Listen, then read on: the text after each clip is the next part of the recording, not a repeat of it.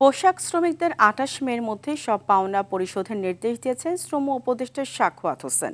তিনি জানান, টিএনজেড, মাহবুব গার্মেন্টস সহ যেসব প্রতিষ্ঠানের মালিকের কাছে শ্রমিকের টাকা পাওনা আছে তারা ২৮ মের মধ্যে পরিশোধ না করলে দেশে বিদেশে যেখানেই থাকুক আটক করা হবে।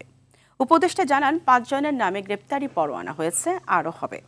সকালে সচিবালয়ে পবিত্র ঈদ উল আজহা উপলক্ষে নৌপথে সুস্থ, সুশৃঙ্খল ও নিরাপদ যাত্রার প্রস্তুতিমূলক সভা শেষে এসব কথা বলেন নৌ পরিবহন উপদেষ্টা।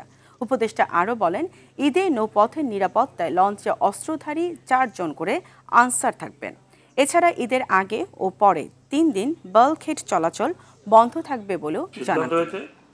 ওনারা ওনাদের ঘর বাড়ি বিক্রি করে ২৮ তারিখের মধ্যে টাকা পয়সা দেবেন, শ্রমিকদের টাকা পয়সা করবেন।